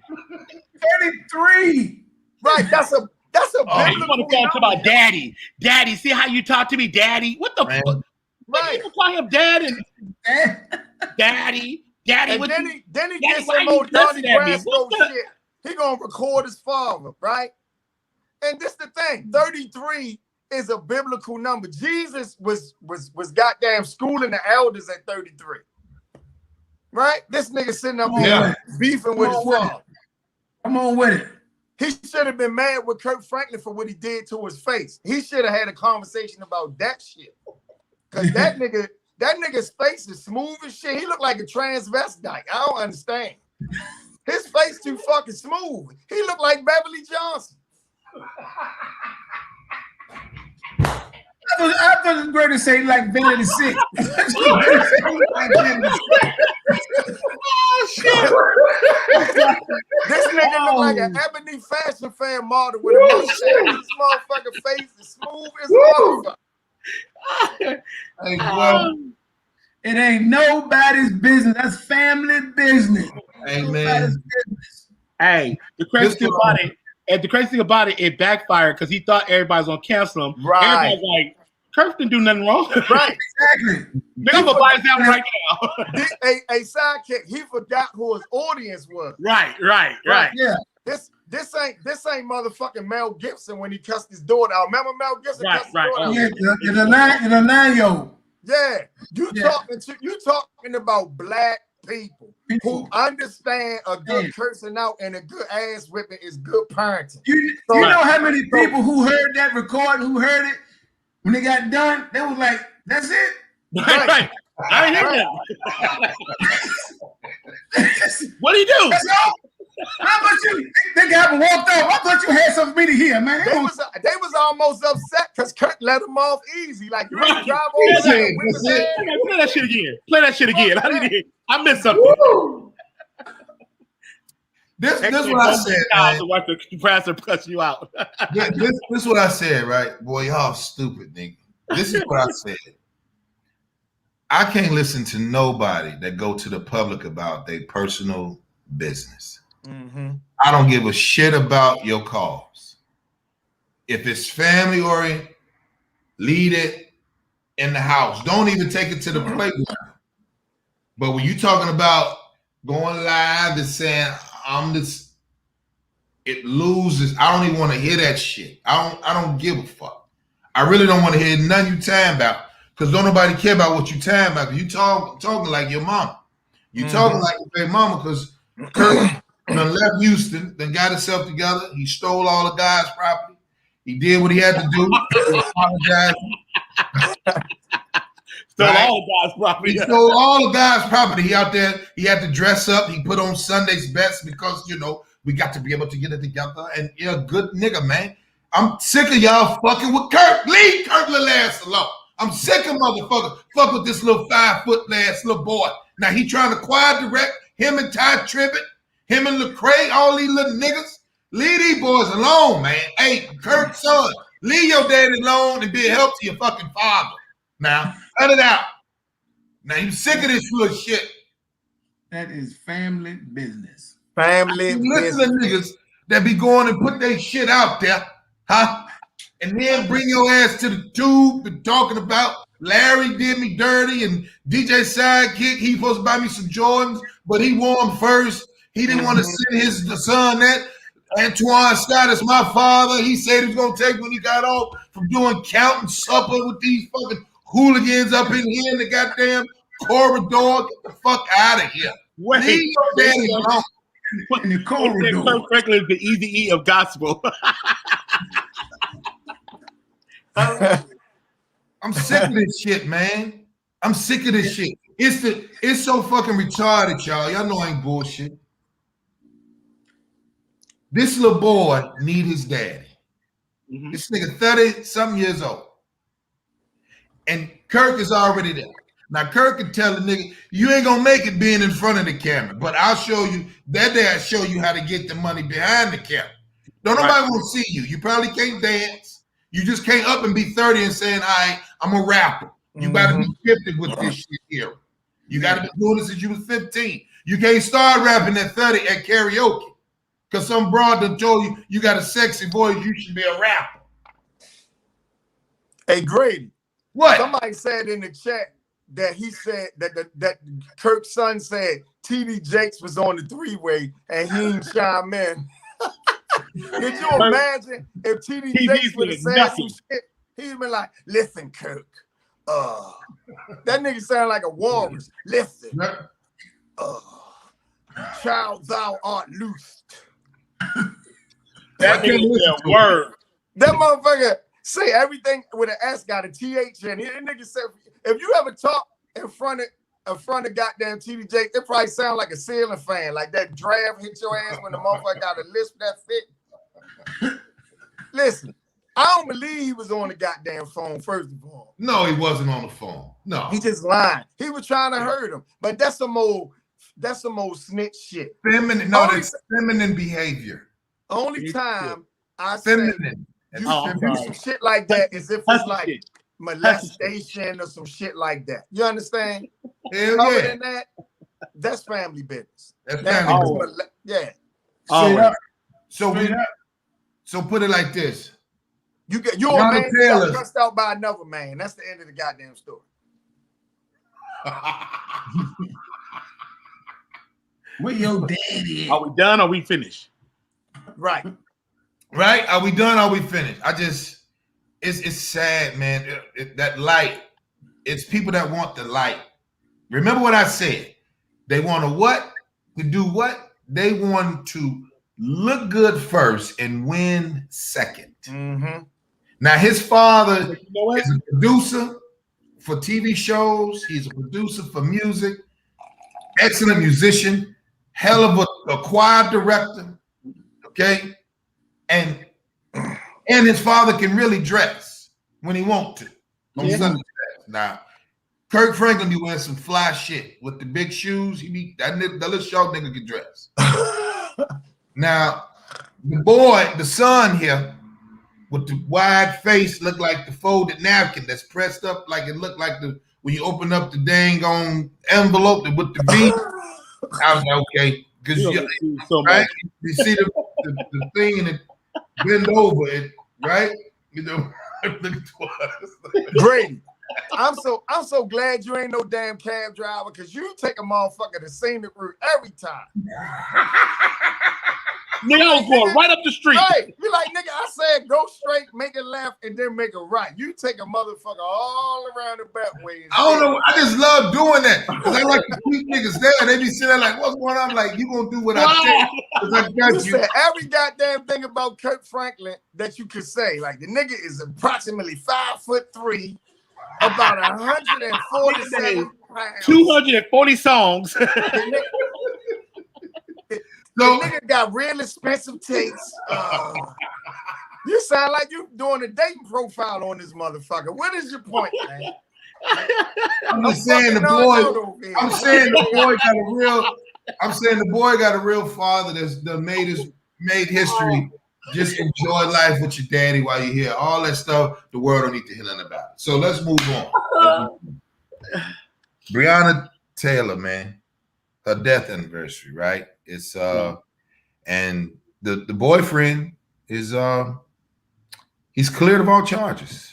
How y'all feel, man? I can't believe it's a year, but Twan, this is your lane. Since you the post. He deserved to be. Well, I'm glad you. Wow, that's cold. I'm glad you. I would take the baton and run with it since it's my lane. You said it like you ran up in the house, Twan. I know. Twan is your lane since you cop ass, 911 non-emergency ass. Right. Come on. So you just got mad at me just now. Come on, you went up in the house. Come on, man. Yeah. Your name on the report, nigga. You was on the warrant. They were looking for Outside going, oh, the wrong house. The wrong you. house. You was the sergeant on duty. Come on. Y'all ain't gotta be mad at me. They show me FOP ass nigga. Go ahead, Antoine. Don't get off the subject. How do you feel? Good, man. I'm glad he got off. But first of all, because he didn't do nothing. That's for anybody. You come busting up in my house, you don't make no announcement. Who the hell has a no-knock warrant? What you giving the authority to just let people just fire off on your ass?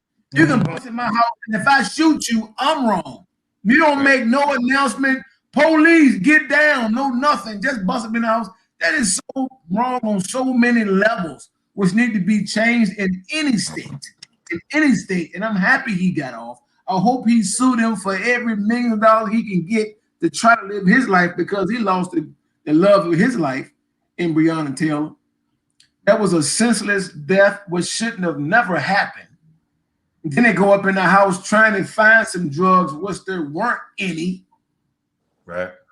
You got to try to justify something dumb that you did. They know they messed up. They know they messed up. They know they messed up. They're trying to cover their tracks. Come on, man. It happens all the time. We don't mess. It happened right in the street. This was Sunday. A couple of kids got stopped at the Walgreens, ran the street on the corner. They done got the kids on the ground. Like young kids driving a convertible. It's an older convertible, Mustang. Okay. Right? They done got the door panels off. Right? Because they trying to find something that was nothing there. Then I overheard one of them saying, well, you think it's tobacco, you think it's weed. You know the difference. Right. You know the difference. Why you ain't say nothing though? I got there at the last minute. Why the fuck you ain't say nothing though? I got an anger problem. And I probably would have snapped, but I can't do it. I don't believe you. I don't believe you. You wear that goddamn jacket. The next time we do a show, you wear that Marine Corps jacket, you're gonna see an anger problem.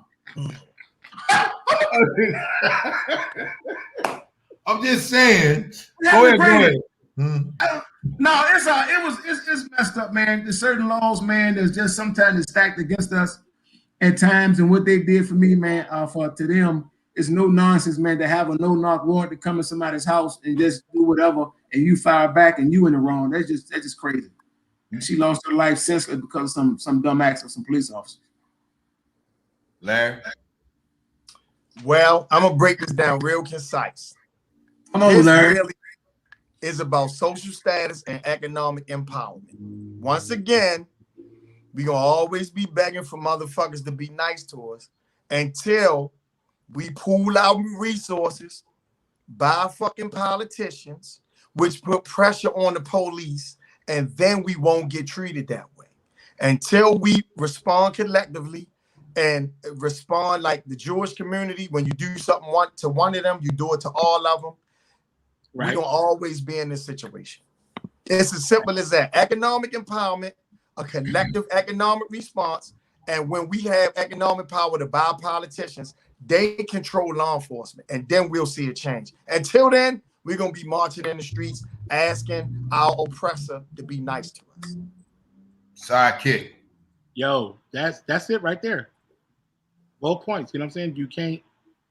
It's all about the dollars. How America really runs, and we don't catch on to it at all. We keep begging for this, begging for that, but like you said, we start putting people in the places that we need to put them at, as the mayor, the governor, and start bringing people that's gonna work for us. Then we gonna lose every fucking time. And let me make this clear. I'm not talking about voting. No, voting is a fucking myth. I'm not saying it doesn't work at times. But for the most part, when you buy your politician and they owe you and they have to answer to you, that's when you get something done. Yeah.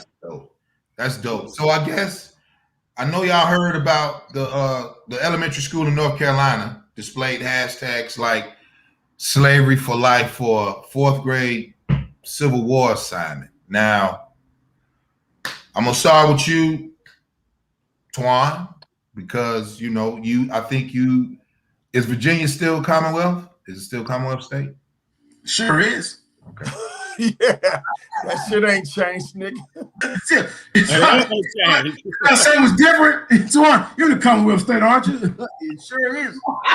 So, being, how do you feel if your child had to deal with a school like that, with a teacher, with an assignment like that, and those hashtags? How would you respond, Twan, as a father? I would respond hashtag Kirk Franklin.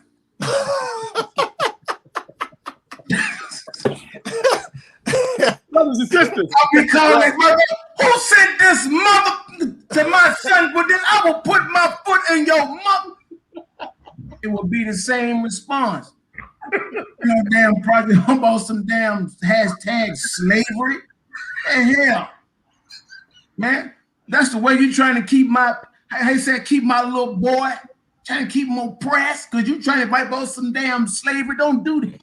I would write a damn report for him. I said, son, don't worry about it. I got it from here. Now, Watch this. Watch this report. She believe what's going to go down this damn report. They're gonna be calling me. They're gonna be calling me to the school.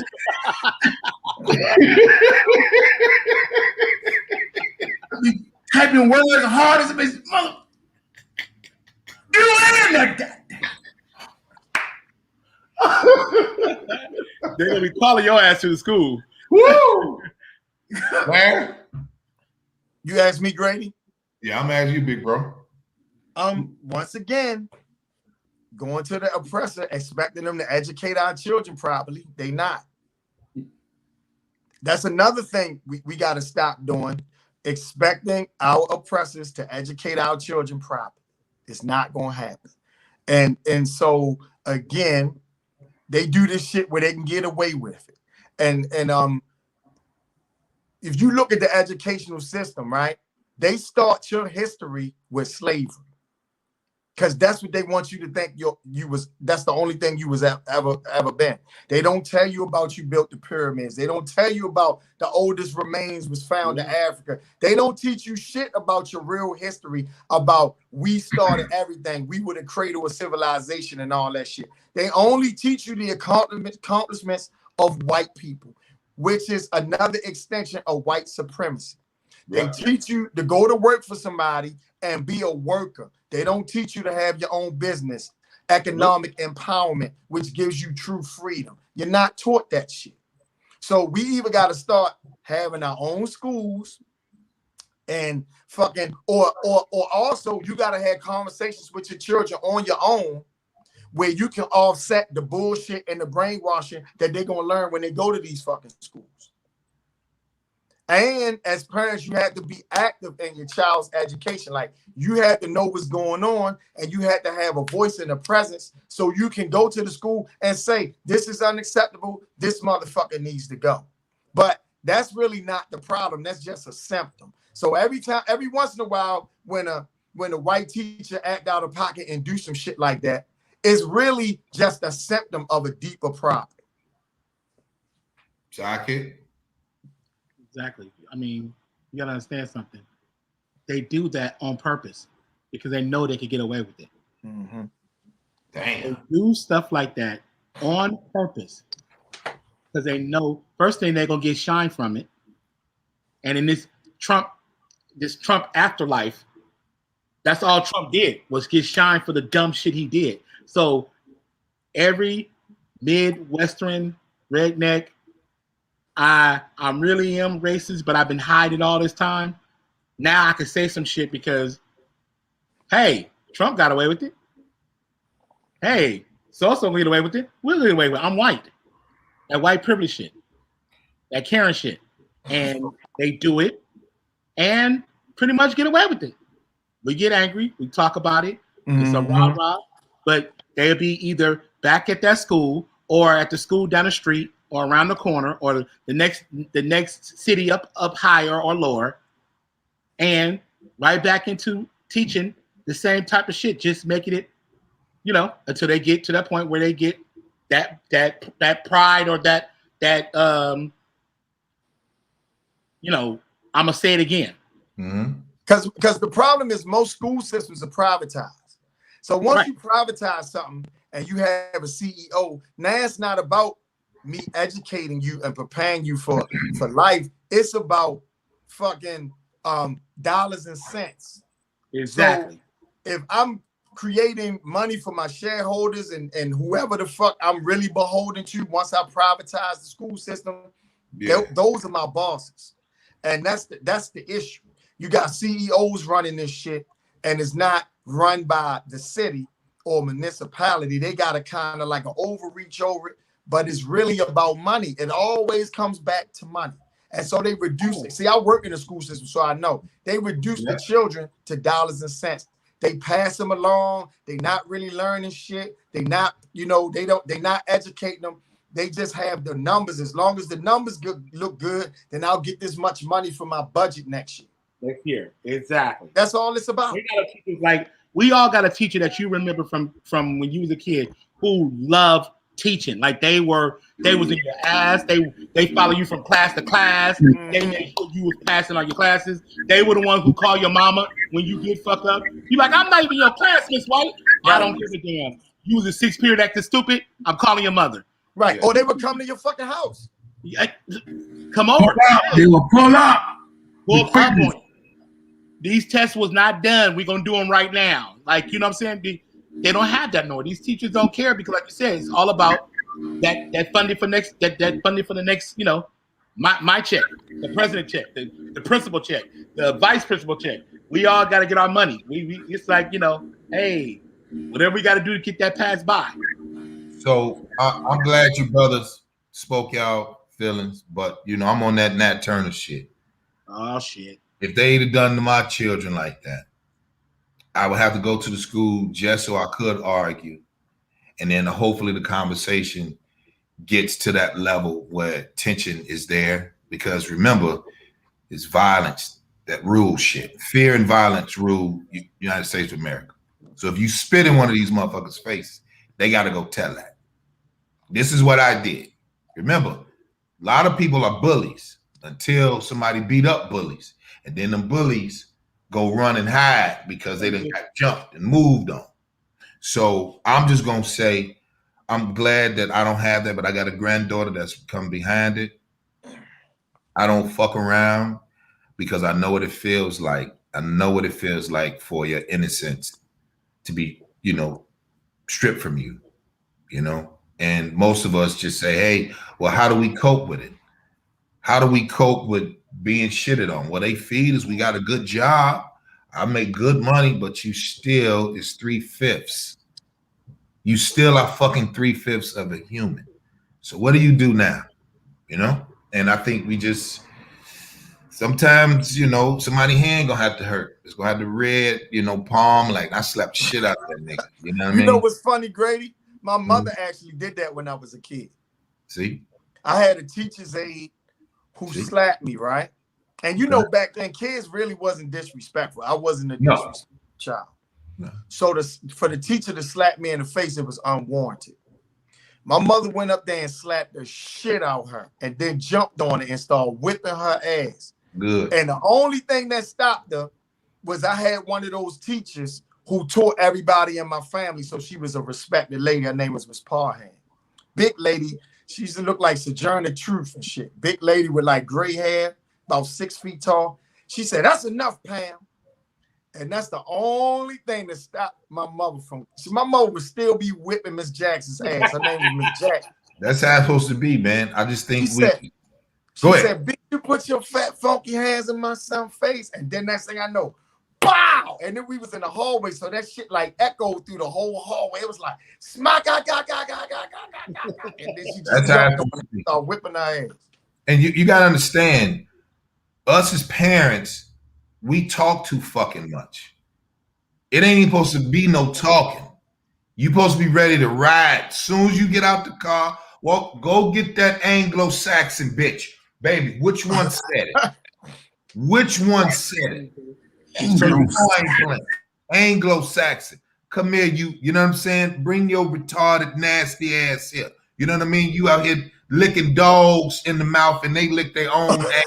Bitch, I jump on your forehead. It's supposed to go there. And then as you cussing, your hands got to come up off the purse. When you know the two straps collapse, you got to hit that bitch in the face with it and then jab her with the old grandma jab and then push the bitch. You got to have so much.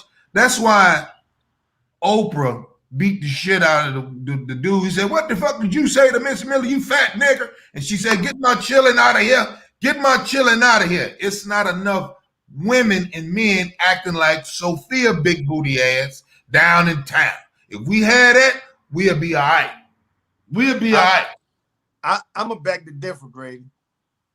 I don't want to keep talking to niggas. Niggas talk too much and don't do shit. I like I said, I work in a school and the parents come up ready to fight all the time, but they fight over dumb shit. They don't fight. No. They don't go up there, like you said, they won't go to that school and slap the shit out of that teacher. They'll come and fight the black teacher that's leaning on your kid because they ain't doing what the fuck they supposed to do. I believe that. That's the one they want to fight. Yes, I did see that in Baltimore. The little boy was fighting the grown man, and the grown man had to show him. But you could tell he was fighting that little boy to let that little boy know, I'm doing this for you, and then so your friends won't ever try me. So we got to make an example, as Antoine would say, we got to make an example out of you so you will know this shit is for real. I'm here to help you, but I will hinder your ass from walking and going to get a sip of water because you limp because I done fucked around and pulled your Achilles out your motherfucking foot. So, and your daddy was a pussy nigga anyway. Man, share everybody. Antoine, tell everybody where they can find you on your social media, bro. what you gonna pull on his foot, Grady? What you pulling out? Go ahead and tell me on social media. Yeah, go ahead. Man, Antoine Scott, man, you can find me on all the social media, man, on comedian Antoine Scott on Facebook and also on YouTube. You can find me on Instagram at The Antoine Scott. You can find me on TikTok at The Antoine Scott 1. All my social media outlets. Come on, stop by. See your boy with these look at your videos, man. Get your laugh on, man. Also gonna look out something new I'm doing. It's called Look at Your News, which is brought to you every morning of what's going on in the world, man. Hip hop news and all the kind of good crazy news. Got something special brewing for in the morning. So make sure you check out Look at You News coming to you. Good shit. Yeah. Talk to Greg, me, man. real quick before I say anything, what's that shirt you got on, Greg? I like that motherfucker. What is that? So this is the Grady gang. When I started doing Alpha Nation, big bro, Tasha and the Diamond, Ronnie that's in here, they all start saying Grady gang in the building. So I was just sitting there like, and it just went on for like months and months and months when I was over at the studio. And then they just stuck with me. Then I just called my man. It was like, yo, send him a design. Like, look, send me like 6 samples so I can see if I want to do one. And then I had this shirt like the summertime. And I just, I don't wear it often. This is my 3rd time wearing the shirt. But and then this is the Grady gang hat. So it's 3 G's in there. Grady gang has 3 G's in it. And so yeah, man. That sounds like that Chicago shit you sneaking in there. Well, I'll tell you. Yeah, nigga. So what they would say is the women started when I started Alpha Nation, and they would just be like Grady gang. That was it. I didn't even, so when it came out, I was like, oh, that's catchy. So this ain't no violent shit. This ain't no street shit. This is just. Right. I'm just making that's sure. The flag of Chicago, the red 6-point star, flag of Chicago. You know what I mean? And it's just Grady. That's it. So okay, that's what it is. But I'm going to start having them. The shirts. We're gonna see. I like the design. It's nice. Thank you, bro. Go ahead. Tell them where they get you from. Well, I have a radio show. It's the #1 show in the DMV. And if anybody want to disagree, you can check the shit. I'm speaking it into existence. Just straight up. You want to disagree, you can check it out. That's how you do it, man. I take the Pepsi challenge with my shit. It's Throwback Saturdays with Larry Lancaster and Mike Nice. It comes on WEAA 88.9. You can go to weaa.org and listen remotely. And and it comes on every Saturday from 10 a.m. to 12 noon. You can find me on all social media at comedian Larry Lancaster. Got upcoming shows. It's been kind of slow because of COVID. But yeah, shit is starting to open back up, so I'm starting to get back out there a little bit more. So you can find me on all social media at comedian Larry Lancaster. Great conversation tonight, man. Love rapping with y'all, brothers. Love, boy. DJ Sidekick, what's up, brother? Yo, you can catch me at DJ Sidekick at your favorite DJ's favorite DJ on all platforms. I got Wednesday, we got Wind Me Down Kick, my show. This week we got Alex Thomas, LA's legend comic, coming on. Last week we had Brooklyn's own Tony Rock, and it's basically a conversation about, you know, how music plays with comedy, how comedy plays in music, you know, the cross patterns, how they help each other. And then coming on Sundays, and that's it. Holla at me. Get with me. Man. Hey, everybody that's in here, please hit Baldhead on all his I was about to social say happy birthday to Baldhead too. Happy birthday to Baldhead. Yeah. Your bum ass. You know, that's how you talk to him. But yeah, y'all make sure y'all subscribe to Baldhead on all social medias, YouTube channel, and everything. So man, I really enjoyed tonight, y'all. We always have fun. We knock them out, man. We we got a lot of momentum going with it. Let's keep it going, man. So listen here. What's wrong? Larry accent is something. Oh shit. Say blue. Go ahead, Larry. Say blue. Go ahead. Go ahead. Say blue, nigga. Blue.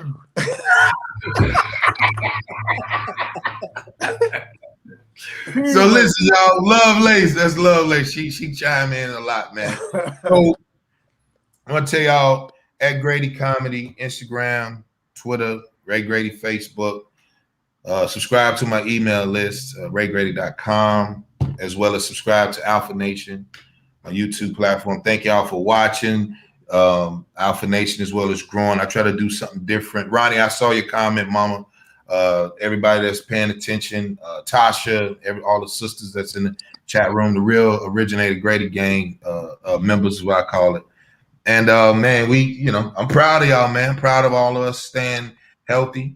We're gonna keep it going, man. We're gonna see y'all next week. And then this Wednesday, 8 p.m. Make sure you tune in to Alpha Nation. Me and my brother Zoe Williams. We lighten that motherfucker up, man.